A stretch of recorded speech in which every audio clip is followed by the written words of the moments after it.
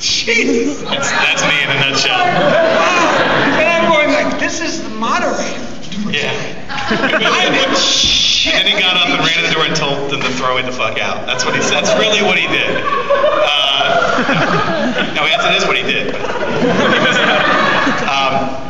Okay, you know what? Let's see if the audience has any better luck at having this right here. Yeah. About JFK. How big of an asshole is Oliver Stone? Like, I've heard awful stories. I want to hear it from the person who was in one of his movies. None of them are true. Oh. They sound so sensitive. I know how to live politically correct in Hollywood. Oliver, you know what, Oliver, I'll tell you, Oliver was actually a pretty cool guy. He was sober almost the whole time, which is, I've heard stories too, so I was like, cool, that's good. And he doesn't really direct.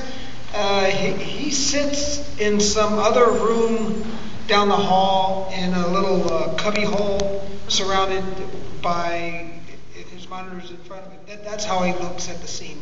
So he's not really, and then every now and then you hear him like yelling, "If the door is locked, kick it in!" Stuff like that. That's his direction. So yeah, it was okay though. I don't mind that. I don't like directors being upset.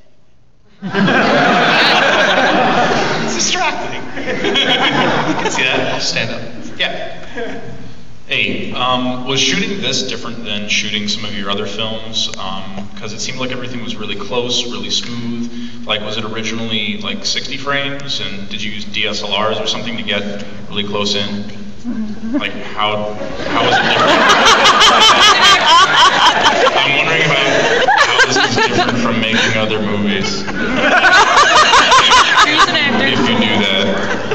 This movie was unlike any other movie I ever made in my career. This movie was with Madman as a director. He's a sick pervert. And you know what? Okay, he is a better director than Oliver Stone. I said it, he's better than Oliver Stone. Okay, I love him dearly, he's a great friend. But you know what? He gets crazy when he gets all uptight.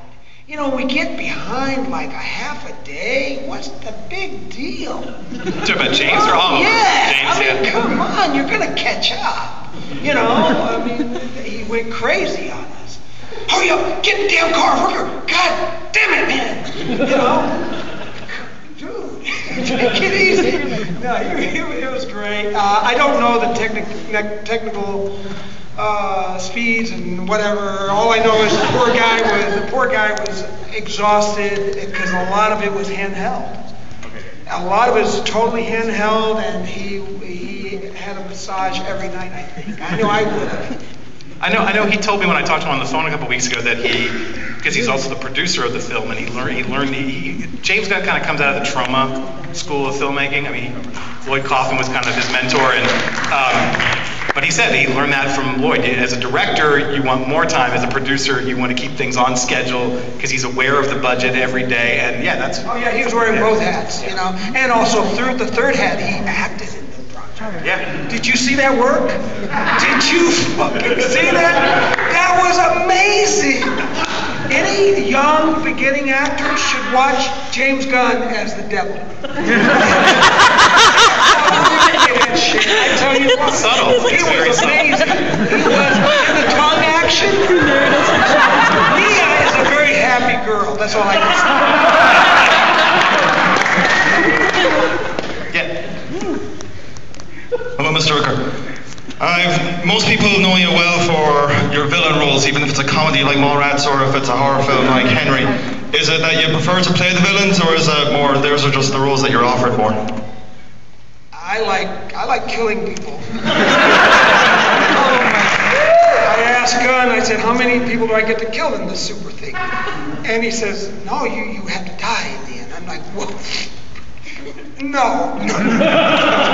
You don't understand. No, I don't like dying. don't like to die. He said, well, you get to shoot Rainn Wilson in the ass. And I go, that's almost as good as dying. Okay, It's almost. So, you know what?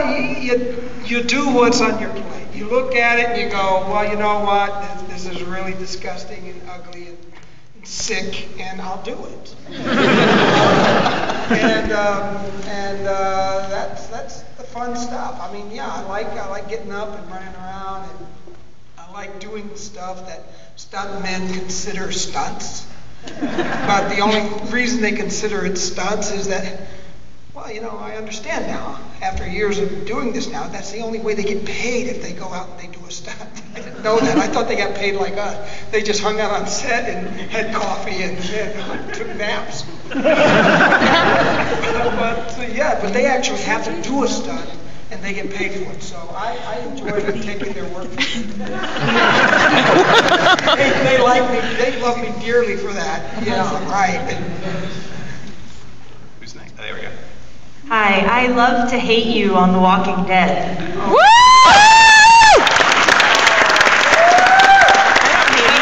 I was wondering if you know if a one-handed Merle is coming back in season 2. You like that one-handed Merle, don't you? Oh yeah, I know. Yes, my right hand.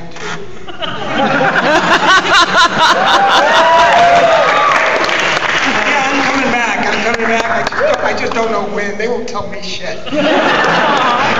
All I know is what I've heard. You probably know more than me. Yeah, but I will not. I'm almost certain I won't be back in the very first portion of season 2. Originally, my guy was supposed to come back in season 3, and that was when they thought they were only getting 6 episodes if they even got asked back. So now they got 13 episodes to do. So I'll probably be back sometime a little later in season 2. But when and when I do come back, I don't know much about it, but I got to tell you, there will be hell to pay. You told me earlier that. And that little kiss-ass brother of mine, Earl Dixon, I cannot believe that cat's still hanging out with those policemen. You were telling me before that they really originally, Frank Darabont only really had you in that one episode. And we'll just take. Yeah, I did. I was originally. I just did. I went down and I was supposed to do episode 2, and then I started working. Frank was on set. He was watching the whole episode because me and Frank have a history, and it's such a history. Maybe I shouldn't talk about it, but he enjoyed the work, so he went back to LA and wrote me into season 3, or not season 3, but. Yeah, maybe. But episode 3, and he wrote that really amazing monologue. And people kept saying, I was packing my clothes, because I thought in my mind, I did episode 2 and I'm done. So I drove down from LA, and so I was packing my shit, getting ready to go, and everyone kept saying, the producer guy that was, the line producer said, you can't go, man, you're in episode 3. And I'm like, I read that stupid episode 3. My hand is in the end of episode 3. Yeah, I'm in episode 3. I know that. I don't have to rub it in. That's what I'm thinking in my mind. This guy's being a real prick, right? I'm in episode 3. Yeah, right. And so anyway, they kept saying that. Finally, I was almost on the road. And they said, "No, man, really serious. You're in episode 3. The script will be in tomorrow." And I said, okay. So I waited and I read the teaser for episode 3, and I was like blown away. It was amazing stuff. And then I started worrying, like, wow, how do I do all this? It's a lot, and I'm used to like one-liner things, so. Like, yeah, Real character. I have to actually talk. It's like 4 minutes of talking. I don't think I could do that. So anyway, that's how I ended up in episode 3. Yeah. next. There you are. Hi. Hey, hi. How's it going? I'm good. Oh, Lord. I'm good. I know that a lot of actors have to sometimes reach out of their element to do a certain part. And if you have done that, what is the hardest character that you ever had to play, even like in actual stage productions as well? Like if you've ever had to push the envelope really hard to try to... I played a role in a Brendan Behan piece. It's an Irish piece. I think it's called, I don't know what the hell it was called, I forgot. But I had to play an undercover British agent, undercover transsexual British agent in a house of ill repute. That's a mouthful. Trying to wear a negligee and all this. Oh my God. It was kind of interesting. But one night after one of the shows, some guy came up to me and said, "Really, I'm telling you, you personified sexuality."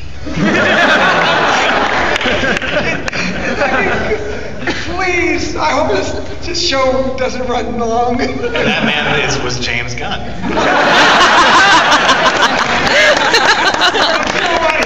Henry was a really Henry was a tough one for me.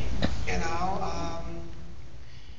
it was my first real movie here as a young actor, and I didn't know if I could do this film stuff. I hear they shoot everything out of sequence, you know, and stuff like that. So I wasn't sure if that was going to be cool, if I was going to be good with that, and I ended up being okay with it.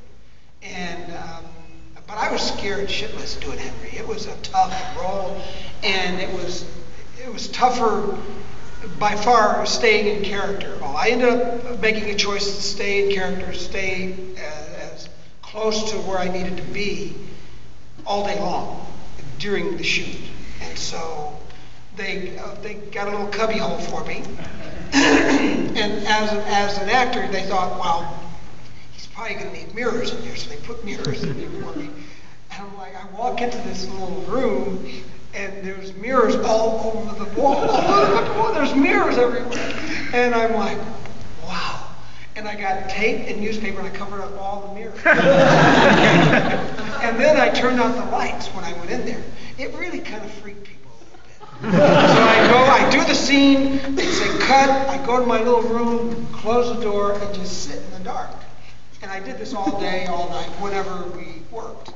And it ended up being easier for me to do it that way than sitting on set waiting for them to fix the gels and, you know, tweak the lights and all that kind of stuff. Because I'm very curious, so, and I was just beginning, right, in the film business. I would be, in the beginning, the first 2 days or so, I would ask, what is that one for? Why are you using a blue gel?